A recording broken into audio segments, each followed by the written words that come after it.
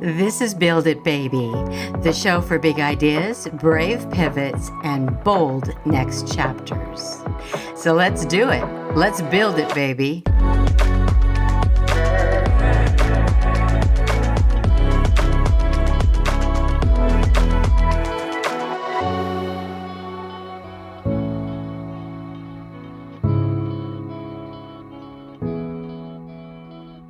If you're a dreamer who does, you're in the right place. I'm Penelope Bent, and this is Build It Baby. And today, I want to talk to the part of you that's been quietly wondering, am I behind? Did I miss my moment? Should I be further along by now? Where is my success? If these questions have been living rent-free in your head, then this episode is for you. So let's get with it. Let's build it, baby. So I think this is a really interesting subject to talk about, and that is time in relationship to success.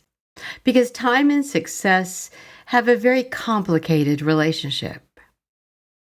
We live in a world obsessed with timelines today.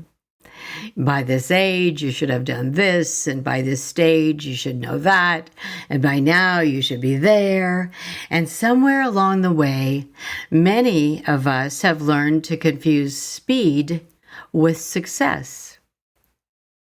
And a big part of this pressure comes from the comparisons we see every day, especially online. I mean, that's such a large piece of our world today. Social media, we consume success as a highlight reel.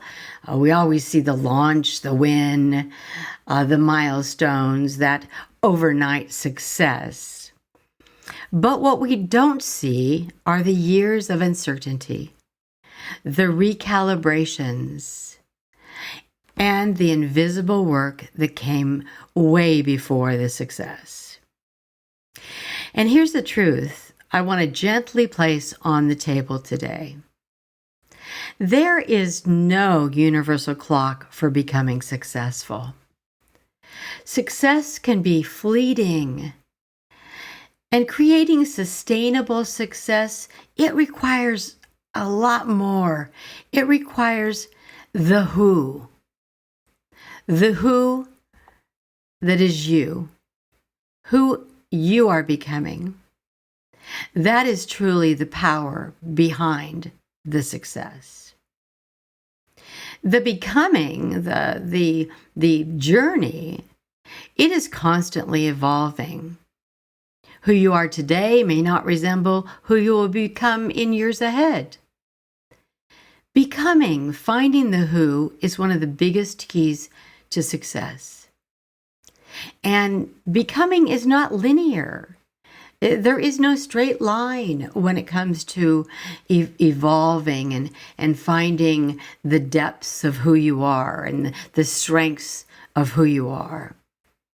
It's like a wave. It's like surfing. It has those high peaks when you ride the tip of the wave, and then those deep drops into the depths below the wave.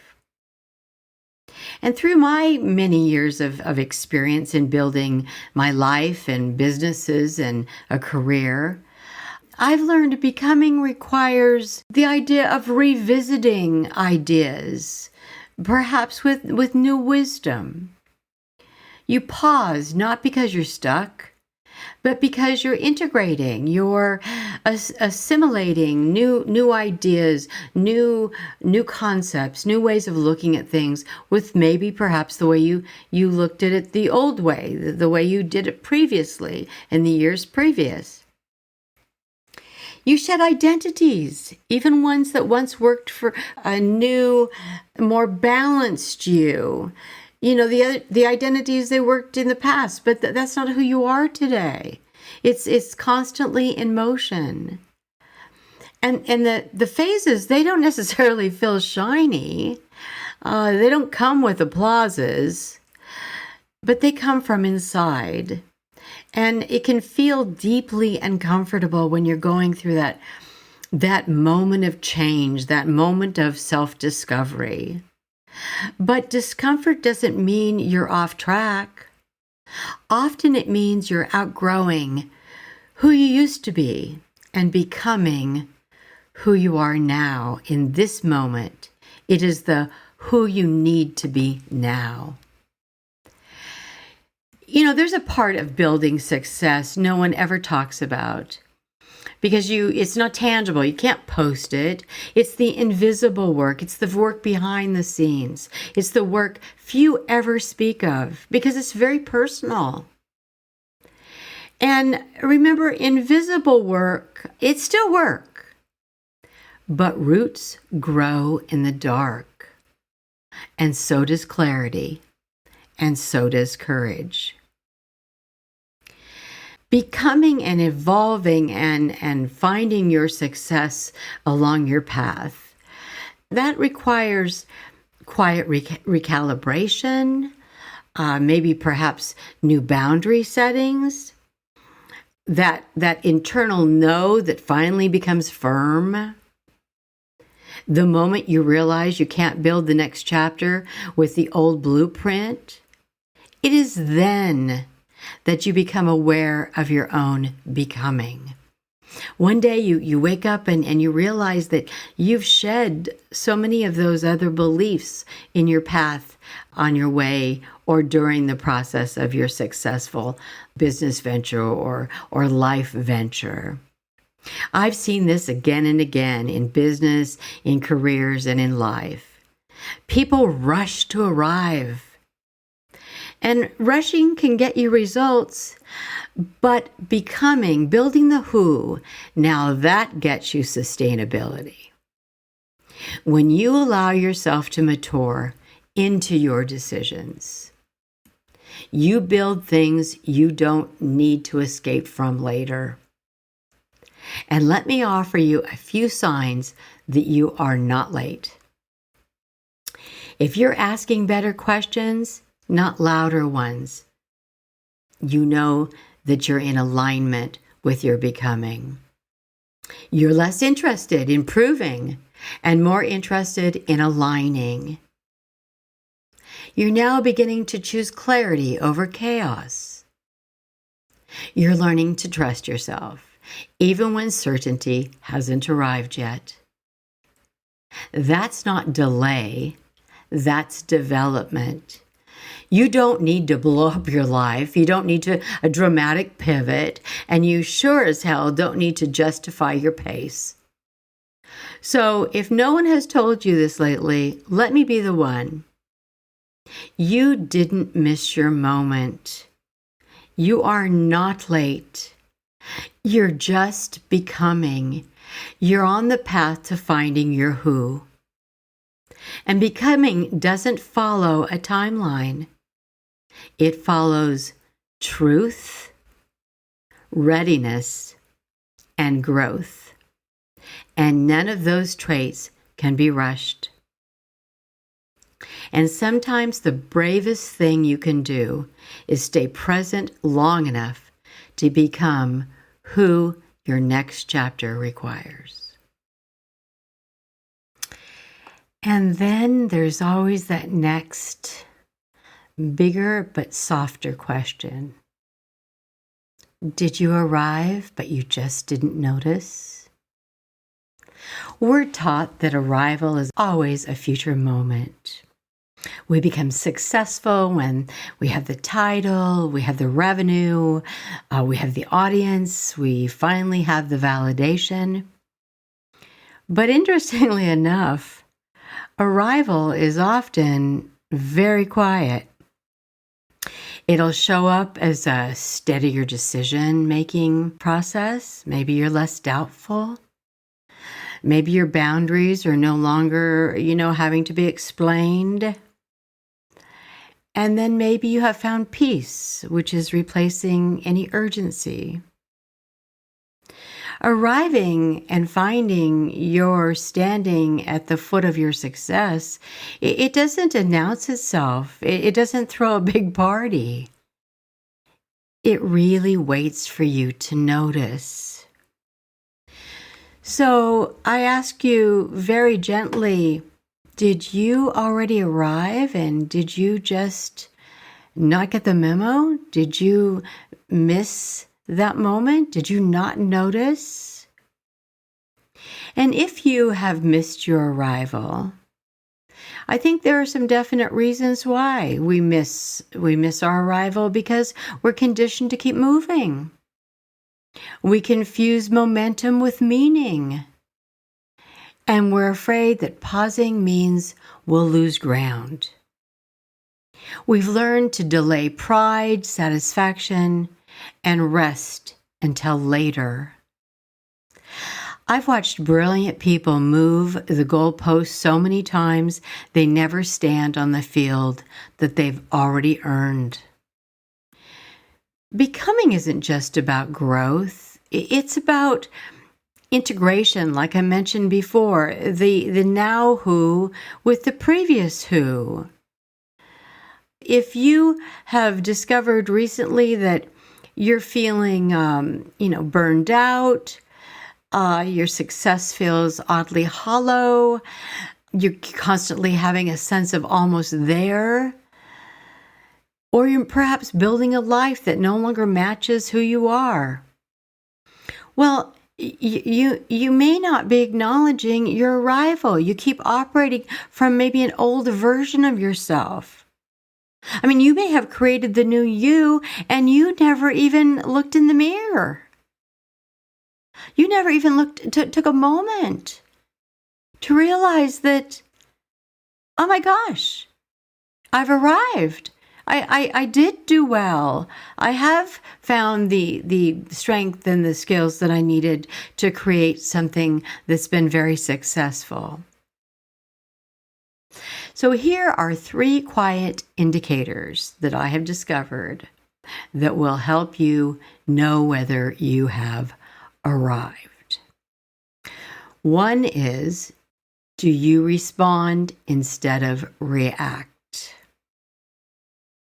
Number 2, do you trust your timing, even when it's slow?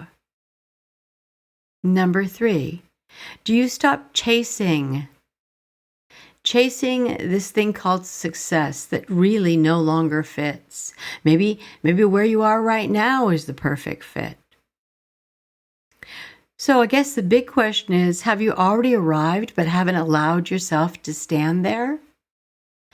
Becoming isn't only about who you're building toward or what you're building toward. It's also about honoring who you already are. You're allowed to pause. You're allowed to acknowledge yourself. You're allowed to look in the mirror and say, yep, I did okay. I guess I've arrived. And you can do that without immediately planning the next climb. You don't have to start writing the next chapter when you haven't even really closed the page on the last chapter you wrote. You don't have to continue on.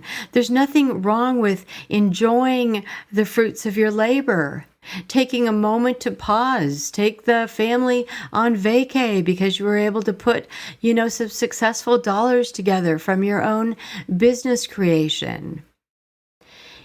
You need to take that moment of recognition. And also remember that this isn't the end of your journey. It's just where the next, more aligned chapter actually will begin. But the most important piece here is that you can choose when it can begin. Maybe take some time to enjoy the products that you've created, the successes that you've had, the wins, the joy from the team that you work with. Take a moment and look around. Look at yourself, look around at all your teammates, and try to understand that sometimes the most important milestones, they don't lie ahead of us. They're actually right beneath our feet. Arrival doesn't mean you're done. Just for a moment, take a look at your arrival and maybe address it as it just means you're finally here. And my friend, if you will take that time and realize that you are finally here, I think it's a moment to reflect on all of the ups and downs, all that you have accomplished, all that you have overcome, all that you have built in your career, in your business, and in your life.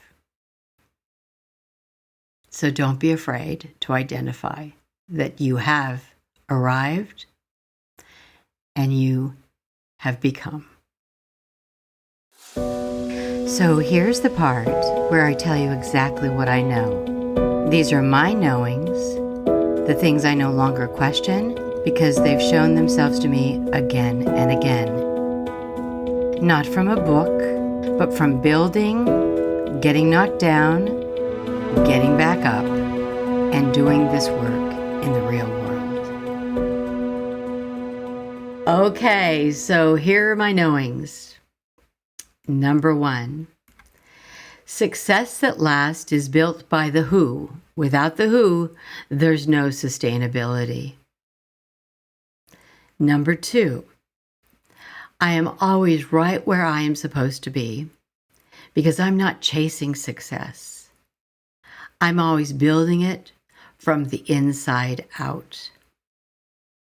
And number 3, I know my who because I have allowed her to grow year by year, developing, refining, and trusting.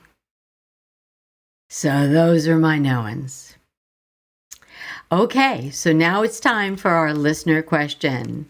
And here we go. This is from Joanna in West Virginia. Well, howdy, Joanna. How you doing? Okay, here's the question. I am so afraid of stepping out with my little business idea. How do I get over that fear issue? Well, Joanna, I hate to be the one to share it with you, but honestly, from my experience, I don't think we ever get over it.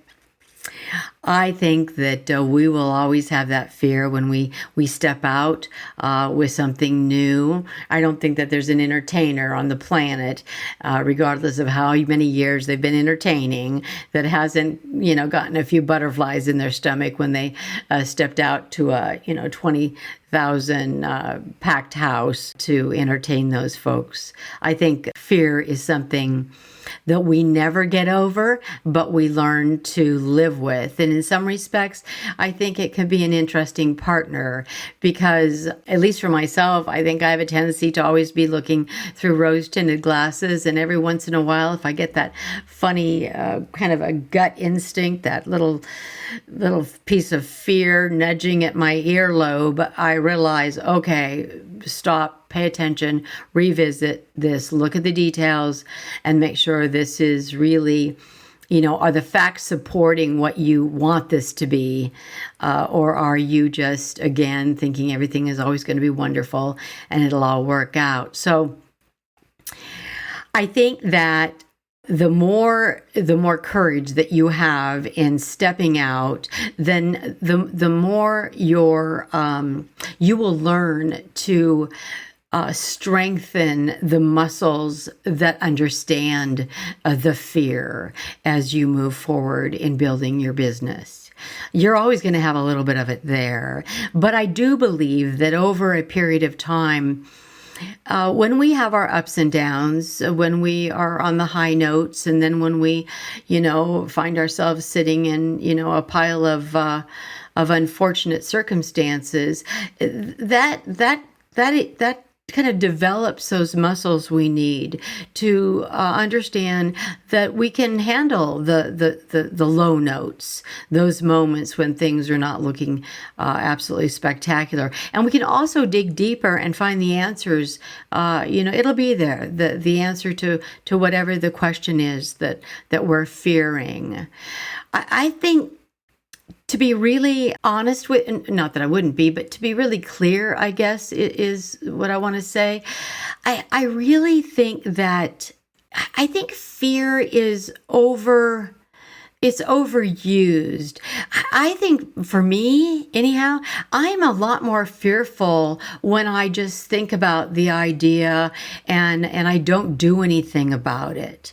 The minute I start even doing my preliminary investigations, it seems to really tap the fear. It's all the question marks I have. That's what seems to create most of the fear for me. What's the cost going to be here? Is it going to be too expensive of a facility for us to be able to lease, and so on? So those are where all those fears come in. I think that when you open the door and say, "Hey, I'm here, and I'm gonna work on this, and let the chips fall where they may," I think that the fears become much smaller.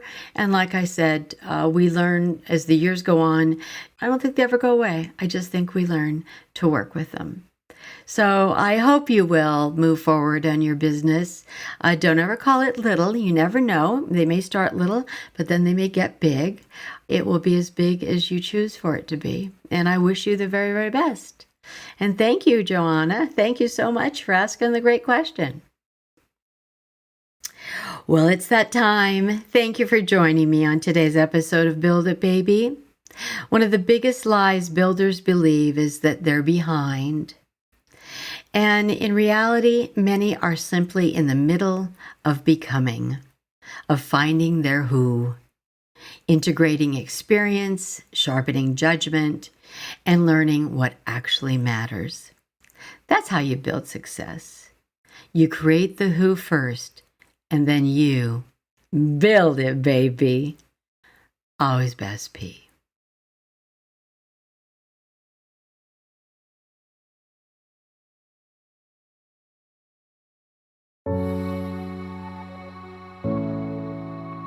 Build It, Baby is a Rainy Day Production House original, hosted by Penelope Bent and produced and edited by Morgan Clymer.